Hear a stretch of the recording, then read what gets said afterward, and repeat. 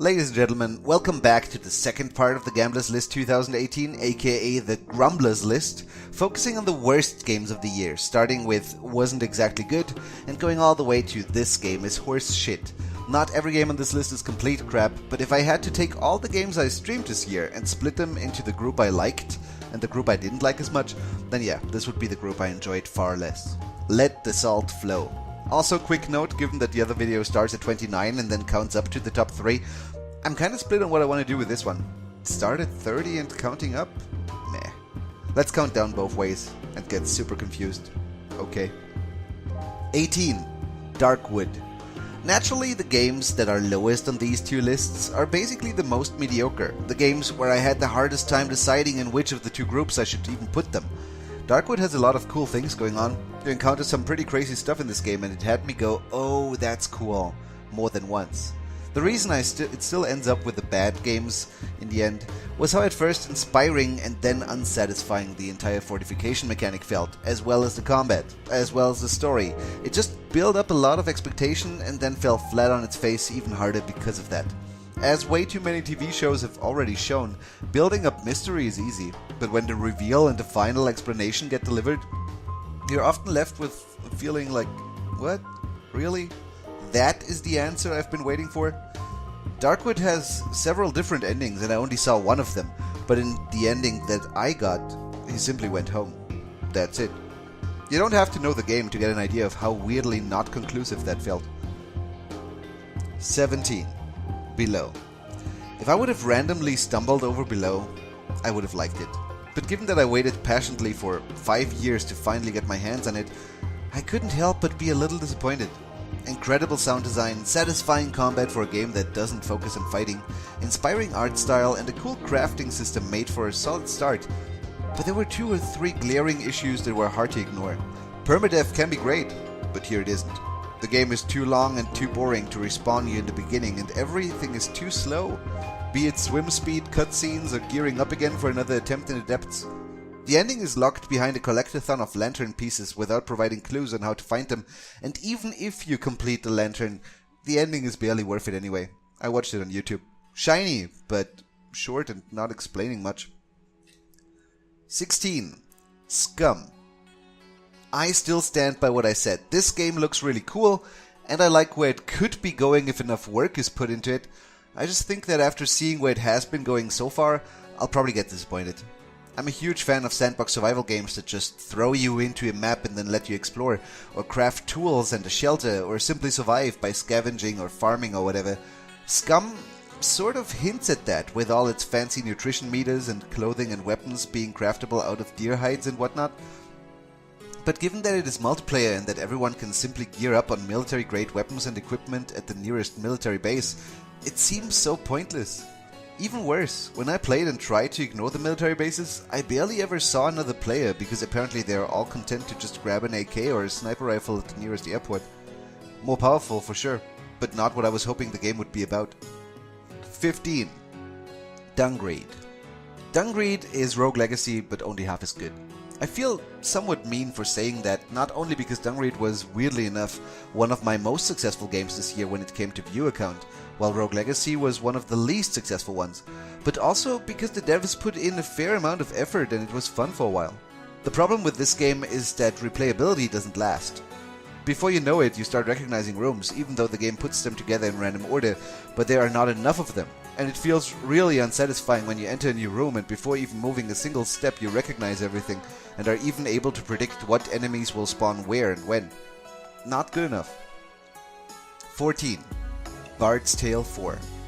This game is dripping with love and attention to detail, and it has an interesting combat system, a decent soundtrack. I liked it. But rating it based on my playing experience, I have to say it was barely functional. Skills not working, constant performance issues, crashes. It was a mess, and for that reason I cannot rate it any higher. Maybe later updates fixed a lot of that stuff, but personally I don't really give a shit, and many others probably also didn't. Released too early, that's what you get. 13. Space Hulk Tactics. Cool looking game, pretty sweet action cam sequences, and overall, one that I was excited about. I remember enjoying Space Hulk Ascension a lot back then, and this one looked the same but better. This time you could even play as the Tyranids for the first time, and that had to be awesome, right? I want to say it was to some degree. I had a good time for the first 2 or 3 days after launch, but personally I didn't really care for the campaign, given that PvP was an option. But yeah, queuing times quickly got longer, and before you knew it, you had to find a guy on the Discord server to play with if you wanted a multiplayer match at all. On the other hand, PvP had been great, but now single player felt empty and too easy in comparison, and I was done. I feel like the game somewhat got itself into a dead end this way. Offered multiplayer, didn't have the player base to sustain it, made single player look bad in comparison, and boom, end of story. If only for that, I would have rated the game higher though. The other big problem of Space Hulk Tactics, was connectivity issues. Even when I had a guy from the Discord server to play with, half of the time one of us wouldn't connect successfully and we had to try again, or there would be out of sync issues or crashes. It never crashed on my end, but still, overall, a cool concept that just fell short because of issues. 12. Deep Sky Derelicts. I want to give this game some props, because it did a few things that were genuinely cool and or well done. First, Deep Sky Derelicts has the best combat log I've ever seen, and many other games, including Battle Brothers, could probably improve their game by copying parts of what Deep Sky Derelicts does here. Secondly, moving from room to room in this game is way more engaging and satisfying than in, for example, Darkest Dungeon. And that is some sick praise from my side, because I love Darkest Dungeon. You might lose the actual walking experience, but you gain stuff like moving enemy groups, for example, which is something that Darkest Dungeon was always missing. Apart from that, however, the game underperforms in a variety of ways, most notably in that it is too easy. I say this in the other video as well in a different context, but if you put permadeath in your game, then I want to die. Otherwise, what's the point? Of course, pacing and difficulty curve need to factor into that as well, and I'm not sure how well Deep Sky Derelicts would have kept up in that regard if I really had died constantly, but at the end of the day, I just didn't feel challenged, and the longer I went without casualties, the more bored I got. There's no nice way to say that. So yeah, when the final boss came around, I just killed him, and felt uncertain if I should feel relieved that it was over, or disappointed that I didn't struggle more. 11. Valkyria Chronicles 4. This game is fucking boring. Not combat itself, I liked Valkyria Chronicles 1 a great deal, and combat in this one feels pretty good too. Of course, by now it's nothing new anymore like it was back then, but it's still solid, good fun that I don't want to criticize too much, even though I felt like the level design might have been a little uninspired in comparison. The real big fat problem in this game is, however, how little gameplay there is. You play a mission and then you watch 17,000 mini cutscenes. I don't really mind them, and I'm pretty sure the first game had them too anyway. But was it that much back then? Nah, right? Or was it just better written maybe? Or was I more patient back then? I can't really put a finger on what made this game feel so much more tedious and less enjoyable than the first one. But I stopped halfway through, and I would have stopped way earlier if I wouldn't have told myself constantly that soon there has to be more missions and less cringy dialogue, right? Nope. 90% talking. 10. Keltus Simulator. Whoever watched me stream this game back then is probably surprised why it's so low on the list. Wasn't I talking so highly about it back then? Yeah, I was. Partly because it truly intrigued me in the beginning, with all its countdown management and the way the entire game evolved around experimentation and managing your different unique resources like passion, reason, or dread. It's definitely a unique and interesting game, and it does a good job teaching you the basics and then drawing you in deeper. Sadly, what you find down there is nothing like what you liked about the game in the first 4 hours, and you keep pushing on, hoping that it's going to get better again. I mean, the game is called Keltus Simulator, right? So eventually you're going to summon demons and shit. But even when you finally get to do that, they aren't all that interesting, and by that point you realize that you have spent a good deal of time collecting differently colored lore cards for a while and not much else. I didn't beat the game, and in order to do that, the game makes you jump through a lot of tedious hoops by blocking your progress with obscure door riddles that can only be figured out by way of experimentation. Lots of experimentation. And you can only drag one card on another and notice it doesn't do what you want so many times before it really gets old. 9. Stellaris. What, Matt, please, come on. You don't like the game? Fine. But really? Stellaris is awesome. I have 10 billion hours in the game. Nobody's gonna take you seriously if you rate that lower than Keltus Simulator. Oh, really? And nobody's taking you seriously, kind sir, if you keep telling me that all the problems I had with Stellaris have been fixed by now, and then I go and play it again to see if that's true and zone management is still as shit as it always was. To be fair, I went back to the game before the big new update, which obviously is again probably revolutionizing everything. But yeah, people told me zones were better already, and I got curious and checked it out to see if that was true. It was so not. And honestly, I'm not even rating Stellaris here. For the sake of transparency, what I'm really rating here, is the old and possibly by now removed zone management. I really enjoyed the early game of Stellaris, but as soon as I would need to get used to zones, I would basically prefer to just uninstall the game. That's how completely they killed it for me. I do acknowledge that many people enjoy the game a lot, but this list is based on my personal enjoyment, and those zones were bullshit. 8. Call of Cthulhu. Not all that much to say about this one. It exists, it's functional, it has a story, and I played it. There was nothing I really hated about the game other than smartasses in chat telling me how obvious everything was, but there also wasn't really anything that I liked in particular. Made playing the game feel a little bit like homework. Based on my reasoning, I should probably rate this higher, or lower. It's a better game, I mean. But I personally feel so indifferent towards it that in its own right can be counted as a bad thing. Does that make sense? Good. Moving on. 7. 2 Point Hospital. Remember Theme Hospital? I don't, I just remember liking it. 2 Point Hospital seems like it must be pretty similar though, right? Maybe it is. Again, I can't really remember, but when 30-year-old me jumped into this game, it had a pretty good time until I realized that in order to progress, I would have to rebuild my hospital over and over again from the beginning.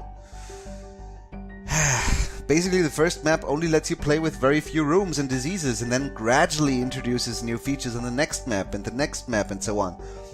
Well, that's good, isn't it? Slowly increasing the difficulty curve, gradually adding new content to keep the missions fresh, right?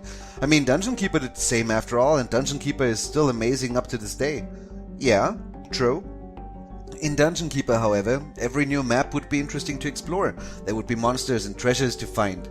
In 2 Point Hospital, you build a reception again. In Dungeon Keeper, you also have to rebuild your core rooms, shelter, food, gold, etc.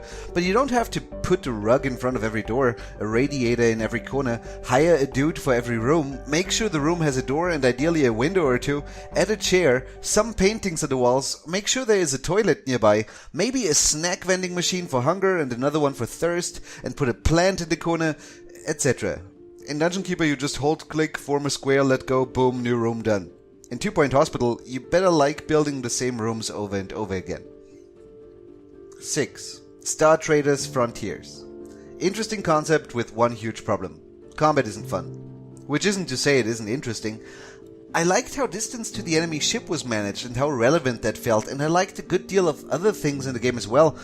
But every fight would end when the loser would still have like half of his HP left. What the fuck? The reason for this, if I remember correctly, was because a lucky shot would kill the ship's pilot or some other critical hit that would justify why that side lost.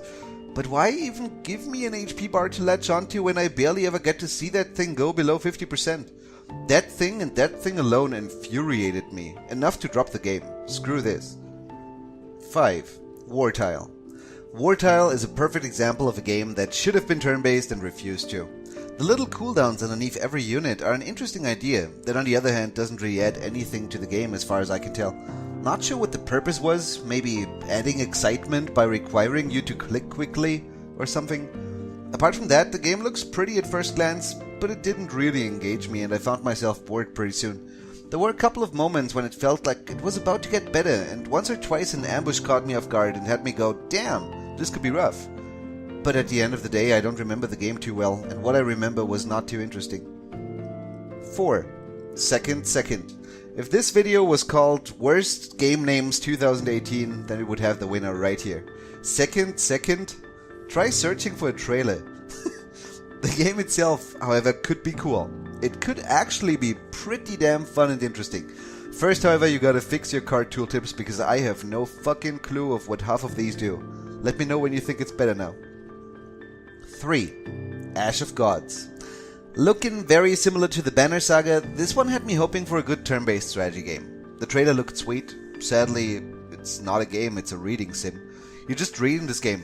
Then afterwards you read more, followed by some reading.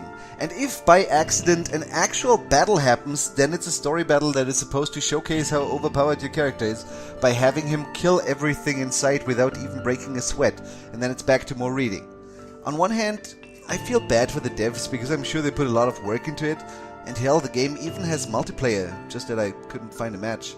But on the other hand, I also have a hard time believing that they didn't know that they tricked us when they released that trailer, because that showed combat, and there was no combat in the game, at least in the few hours that I played. 2. Moonlighter. Well, how to start with this one?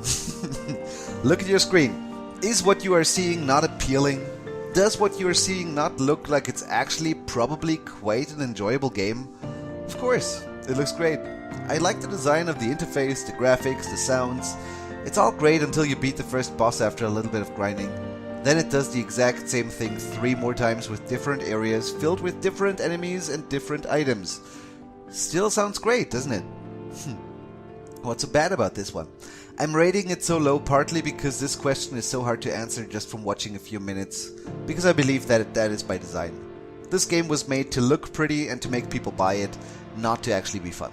Grinding those materials, fighting those enemies, going through the motions, and selling stuff during the daytime over and over again, it's just too much of the same busy work, and the devs must have realized that and decided that that was fine. It's not. I played halfway through this game and still felt like I got scammed. 1. Battletech.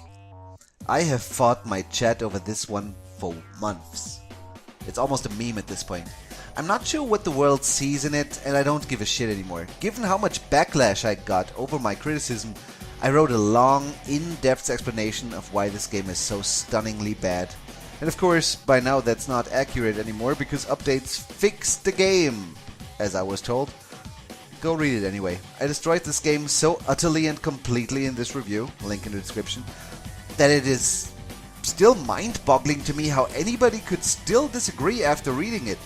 I'm not aware of how the game has changed since then, but when I played it, there was a lengthy 3-part unskippable tutorial, 16 different HP bars per enemy, pressing 1 when the first ability was already selected would select ability 2, 5 to 7 second long walking animations for every move? What? And then people tell me this is a 9 out of 10 game? Are you fucking kidding me?